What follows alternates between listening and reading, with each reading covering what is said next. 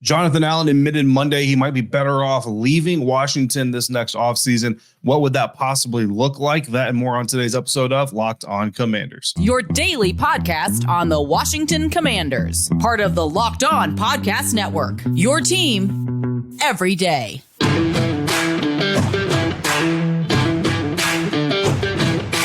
And welcome into this episode of Locked On Commanders, your daily podcast covering the Washington Commanders, part of the Locked On Podcast Network, your team every day. Thanks so much for making Locked On Commanders your first listen of the day every day. And don't forget that you can subscribe for free on YouTube or wherever you're getting this podcast. And you can continue this conversation with me by becoming a Locked On Commanders Insider. Join the Locked On Commanders Insider program where you will get news, inside scoops, exclusive content delivered directly to your phone, including my final thoughts following every game. I send an exclusive video just to the insiders, kind of my wrap-up thoughts from the evening as I leave the stadium following our live post-game episodes. Plus, you get one-on-one conversations with me via text. So become a Locked On Commanders Insider. Go to joinsubtext.com/LockedOnCommanders to sign up. First 2 weeks are free. If you like it, stick around. If you don't, I appreciate you giving it a try. Anyway, I'm David Harrison, credential member of the media covering the Washington Commanders for CommanderCountry.com, a part of Sports Illustrated's FanNation. I'm your host of this program here with you every Monday through Friday, along with our everydayers. As always, I appreciate your continued support for the show and for coming through every single day. Download the Game Time app, create an account, use the promo code LOCKEDONNFL, and you'll get $20 off your first purchase. Last-minute tickets, lowest prices, guaranteed. On today's episode of Locked On Commanders, we're ranting about Ron Rivera's comments about unproven players, and we're looking at the good in the defense from Week 13 and what we want to see improved from the offense before we head to Los Angeles in Week 15. But first, Jonathan Allen, defensive tackle, star player for the Washington Commanders, team captain, hints that he may want out and flat out said on Monday that he has already thought about leaving. We're going to start with his comments about a possible rebuild. Very simple here. Jonathan Allen told the Sports Junkies on Monday, I am not in the business of going through another rebuild. Those were his words to the Sports Junkies, talking about the state of the team. And look, it's kind of difficult to really fully blame him because he's been here. Like he said, this is his 7th year. This isn't the first time that Jonathan Allen has expressed frustration, specifically this season, but just in general. And earlier this season, what his is, I won't call it a rant, but kind of a little bit of an outburst about being fed up with what was happening on the team, kind of led to some surface speculation that maybe there would be a trade involving Jonathan Allen towards the end of the trade deadline. That never really got any legs. You know, from what we understand, that never really had a chance of happening. But the conversations were out there. He did say he wants to win. He does want to win, Jonathan Allen, but he's getting a little bit older. He's going to turn 29 in January.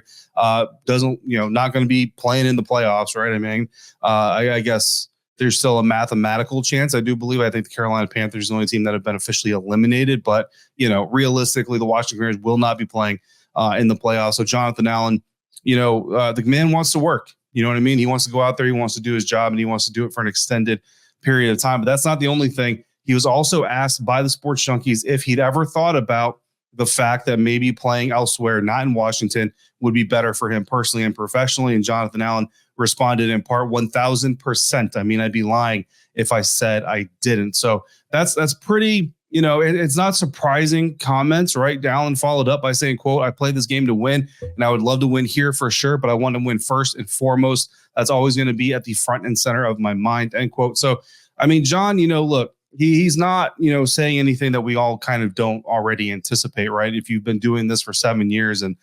you've barely made the playoffs. A lot of people didn't even really count that as a playoff berth, so to speak, even though they made some noise, almost beat the Tampa Bay Buccaneers most recently.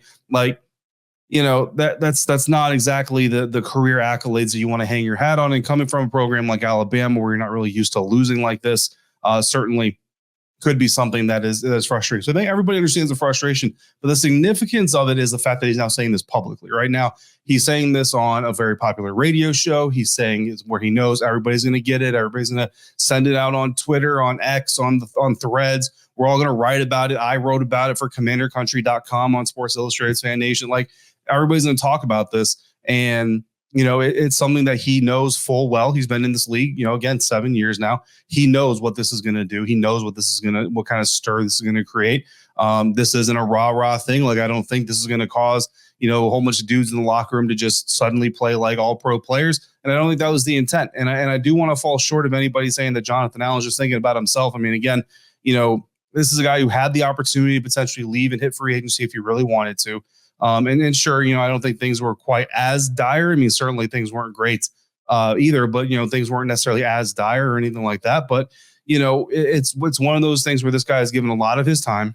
He's given, realistically about half of his career, if not more than half of his career, depending on how health and all that stuff develops, down the road. But it's getting to the point now for John Allen where he's kind of at that apex or at that crossroads where he can either be a fairly, still young but older player, right? Older young player is what I'll call him, who can contribute to a team, be a leader, and be at the forefront of a bad team, or he can go elsewhere and be a contributor, maybe not the star, maybe not the leader that he is here, but be a contributing, talented player on a competitive team before he gets too old and now he becomes the veteran who's trying to latch on to the front runner just to get a ring before he has to retire, right? So if this move is made, and again, and John Allen did specify on the show, he wanted to make sure it was well known. Like, this isn't him saying he's leaving. This isn't him saying he wants out specifically. It's just him being kind of transparent and honest in the conversation with it, which I think we should be able to appreciate and not crucify him too much about. Now, I will say, I was talking to insiders right after this came out, and I wrote the article, and we were talking back and forth, and there's not a whole lot of sadness in the fan base. I think the fan base is kind of like, what, as many faces that were connected to the failures and the struggles and the losing that we can replace, let's go ahead and do that. And again, I don't think that's really a dig at John specifically, but I do think it just gives a sign of the frustration that everybody's feeling, players, coaches, fans alike. You know what I mean? So if he's traded or released in the offseason, first and foremost, let's look over some data. Again, John Allen turns 29 in January. 7 NFL seasons will be under his belt by then. He missed 11 games his rookie season in 2017 with a Linz-Frank injury, foot injury. He missed 2 games ever since he returned from that. So he's been very, very healthy and available in the NFL. 2 years remaining on his current contract. A trade or release pre-June 1st of 2024 would save the Washington Commanders $9.5 million after carrying a $12 million cap hit or dead cap hit. So that would put Washington Commanders over $90 million in projected cap space. Post June 1st, it would save them $15.5 million off the 2024 cap and then spread the $12 million in dead cap over 2024, 2025. So $6 million dead cap in 24, $6 million dead cap in 2025. Now you have to believe if a trade or release is going to happen, that's going to happen well before June 1st. It's likely going to happen before the new league year, because if you're a team in the market for a guy like Jonathan Allen and taking on the rest of his salary and his prestige and all that stuff, you're going to want to do that, I would think, before free agency opens up. You're going to want to know whether or not you have that guy or you need to go pursue that guy in free agency. So the Commanders' leverage drops significantly in this scenario if he is not traded by the beginning of the new league year. But you could also say that a market for a guy like Allen never really goes away. It just might lower a little bit and could actually have another spike in the NFL draft or, in the days leading up to NFL draft weekend. So again, teams that maybe missed out on some of those defensive linemen they wanted, now maybe they're willing to pay a little bit more. Allen currently carries the 7th highest cap hit among defensive tackles next year. So if he's with Washington, he'll be the 7th highest cap hit as it stands today. That's without any new contracts that might get signed. After a trade, the team acquiring him would carry the 12th highest cap hit among defensive tackles. Again, that would go lower, predictably if new contracts are signed by top tier defensive linemen. Allen is the 59th ranked defensive lineman according to PFF's overall grading this season. Not very good. 12th last season, 4th in 2021. A lot of people, though, are going to attribute that to coaching. They're going to attribute that to the absences of Chase Young and Montez Sweat. So I don't think his trade value is going to get hurt too badly by that 59th overall ranking. Trade capital expectations. It's kind of hard to really predict these kinds of things sometimes, but I'll take my best shot. Right, I got it right with Montez. I got it right with Chase. So we'll see if I can get it right here if it does end up happening. Some case studies. Richard Seymour was traded from the Patriots to the Raiders for a 2011 first round pick. But the caveat there is that trade happened right before the start of that season. It happened in 2009. So that happened before the 2009 season. They didn't get their first round pick till 2011. So obviously some inflation in the cost because of the weights.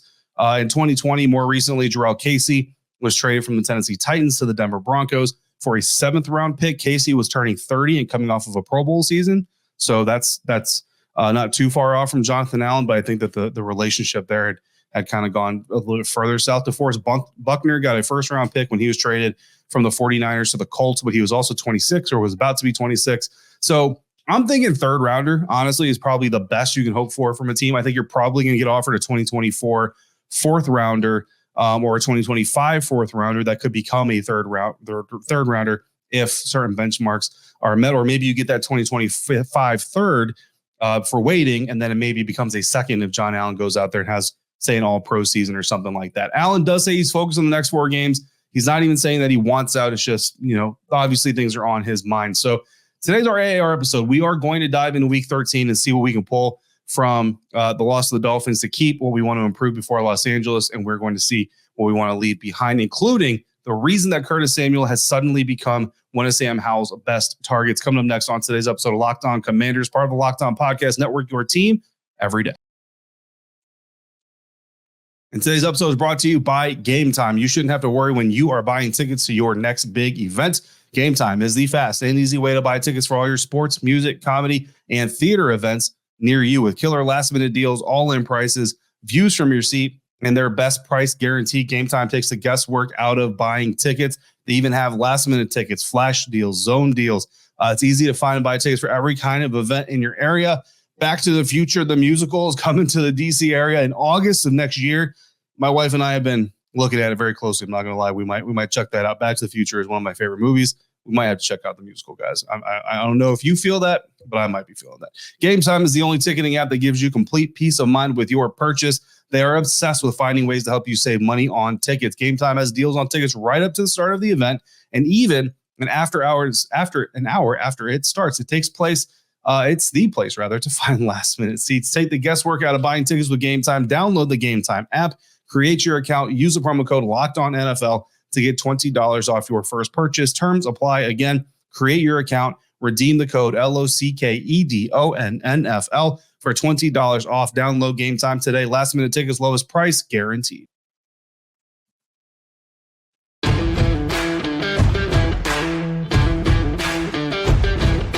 Thanks again for making Locked On Commanders your first listen or view today and every dayers. We got another mailbag episode coming up tomorrow. Bi-week mailbag. Shoot your questions into the YouTube comment section. Hit me up on social media or text me directly by becoming a Locked On Commanders insider.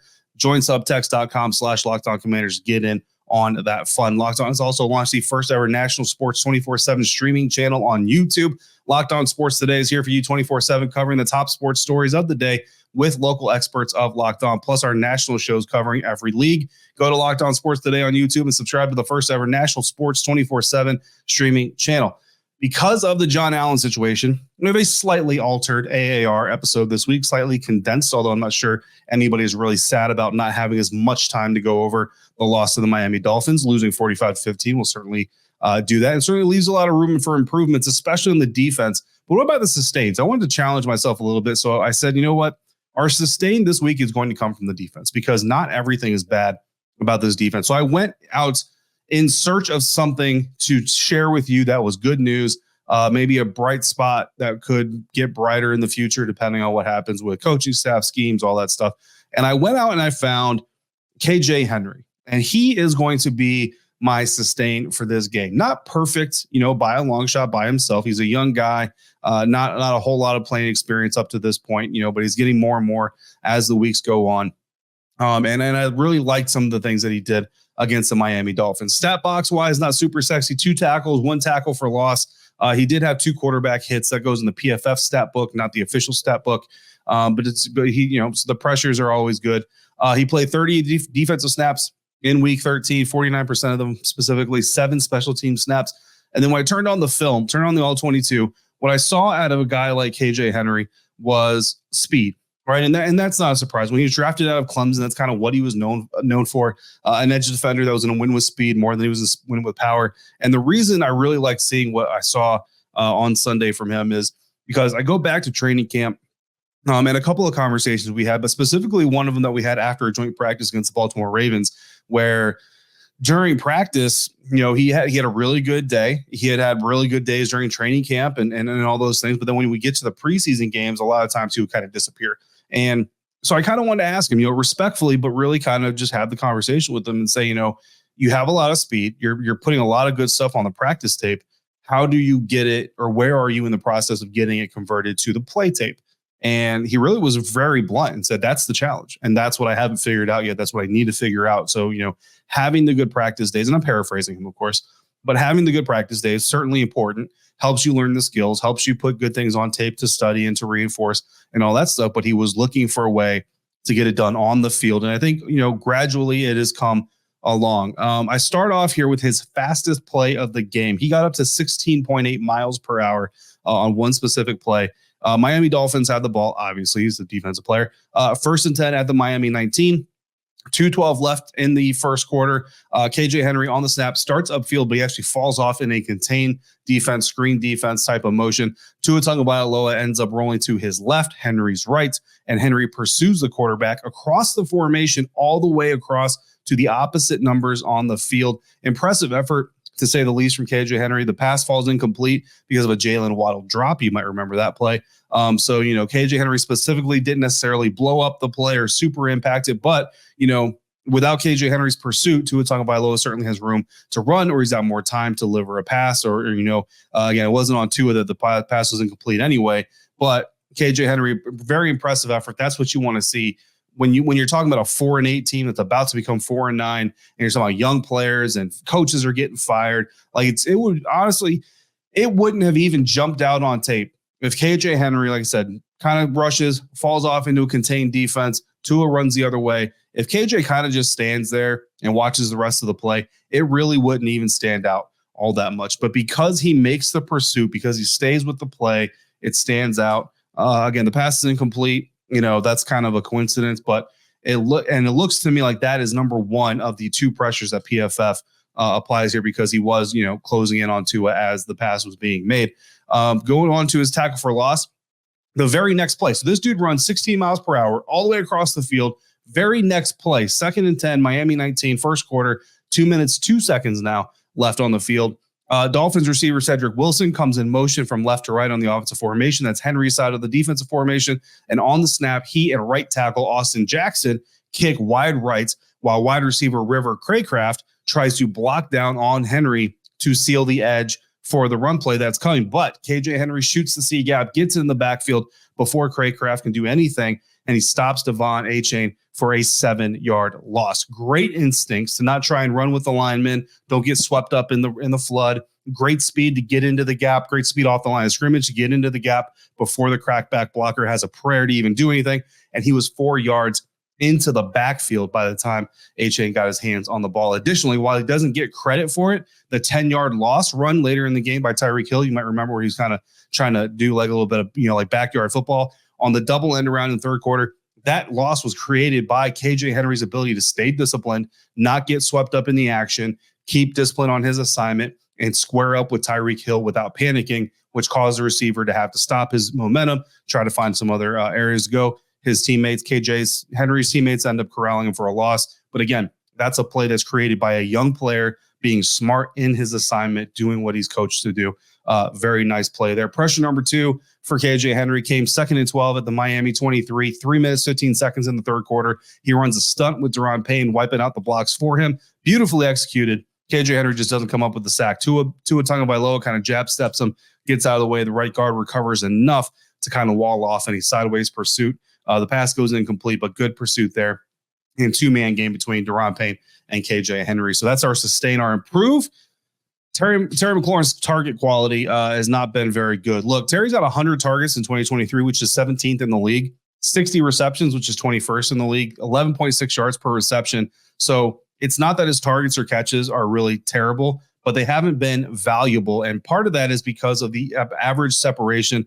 Terry McLaurin's average separation so far is 1.47 yards. That's less than 2 yards. That's less than 6 feet of separation between him and the defender. And I think that's a big reason why he's not getting these quality passes that you want to see him getting.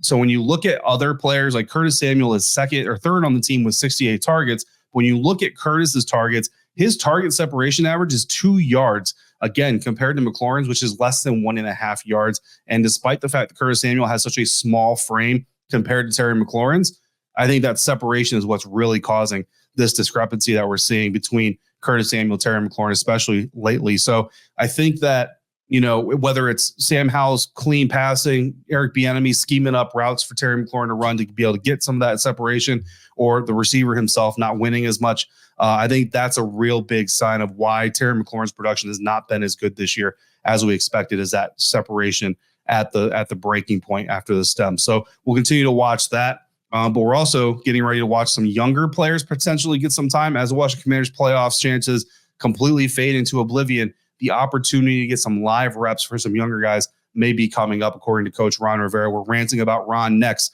on today's episode of Locked On Commanders, part of the Locked On Podcast Network, your team every day. This episode is brought to you by Jace Medical. I know we come here to talk about sports, and we turn to sports to escape from some of the craziness that real life brings sometimes. We do need to keep it real life here for a minute because of our friends at Jace Medical. Jace Medical says that according to the FDA, pharmacies are running out of antibiotics like amoxicillin right in the middle of what they say is the worst flu season in over a decade. Nothing is worse than getting sick and not being able to get what you need because of something as silly as a supply chain issue. With Jace Medical, you can get some of that worry out of the way and be prepared if the need arises. If the Jace case is a pack of 5 different antibiotics to treat a long list of bacterial illnesses, including UTIs, respiratory infections, and more. Getting sick happens to everybody, but now you can be readily prepared for a whole host of afflictions. Visit jacemedical.com, complete your physician encounter. It will be reviewed by a board-certified physician, and your medications will be dispensed by a licensed pharmacy at a fraction of the regular cost. Again, that's jacemedical.com. Make sure you use the offer code Locked On to get $20 off your order at jacemedical.com.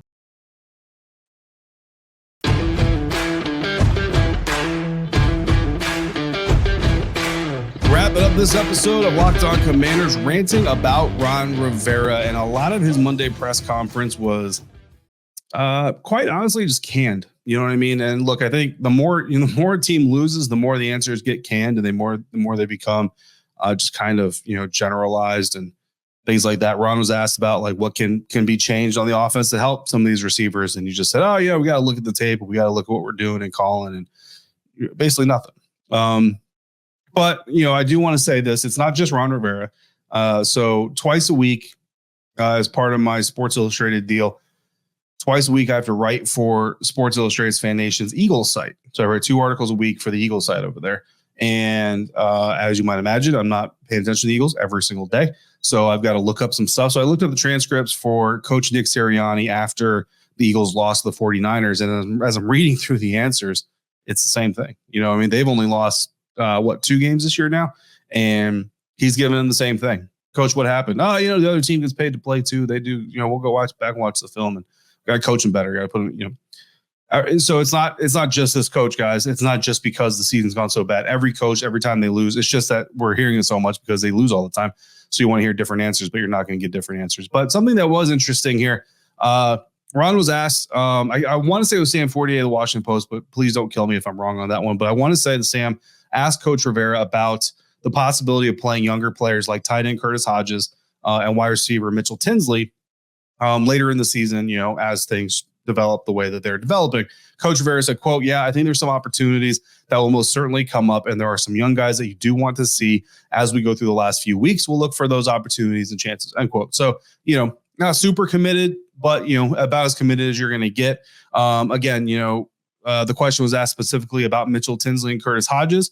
Certainly would like to see both those guys get on the field. Curtis Hodges kind of has a little bit of the Cole Turner affliction where he's not much of a blocker, definitely more of a receiver, but he also had, some bad drops in preseason, some bad drops in training camp that really kind of hurt his stock a little bit. Mitchell Tinsley is a guy that, I don't want to say he came out of nowhere, because of how much time I spent around Lake Lewis, who's a proud Penn State alum. I definitely was hearing about Mitchell Tinsley early and often in training camp preseason. So I don't know if he came out of nowhere for you. He certainly didn't come out of nowhere for me, but Lake Lewis made sure that was the thing. But Mitchell Tinsley, he did everything he needed to do. I actually remember back in training camp, which feels years ago at this point in time, but Mitchell Tinsley had a couple bad routes lined up wrong on a play, and Eric Bieniemy just absolutely lit into him, pulled him off the field for a handful of reps, and just basically told him, if you don't want to get the play right, we'll put somebody in who will. And the young guy came back, played hard, practiced hard, studied, and he ends up making the team on the practice squad. So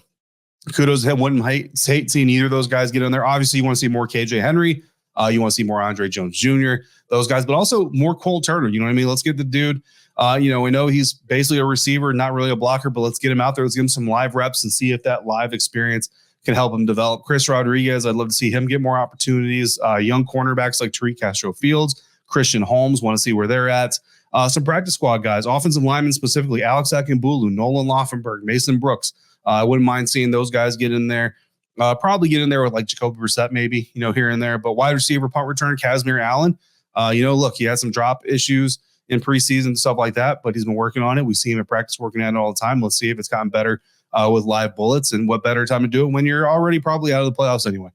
Defensive lineman, Amir Abdullah. Josh Pryor's been active, but let's see him get some more reps.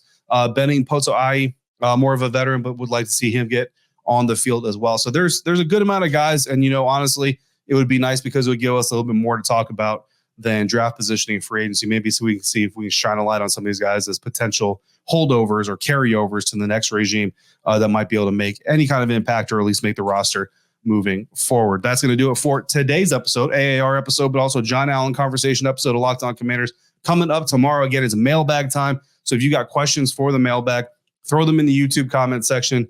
Hit me on social media or text me directly. Go to joinsubtext.com/LockedOnCommanders. You can put my number in your phone, text me whenever you need to, and I will respond to you straight to your phone. No hashtags, no timelines, no apps, literally just text messages right to your phone. Also, don't forget to check out Locked On Sports Today, the first ever 24/7 live streaming, national stream rather, on YouTube. As always, thanks for making Locked On Commanders your first listener view today and every day. Thanks for making me a part of your routine. Until we speak again, if you're out and about, please be safe, be kind, and I'll see you next time for another episode of Locked On Commanders, part of the Locked On Podcast Network, your team every day.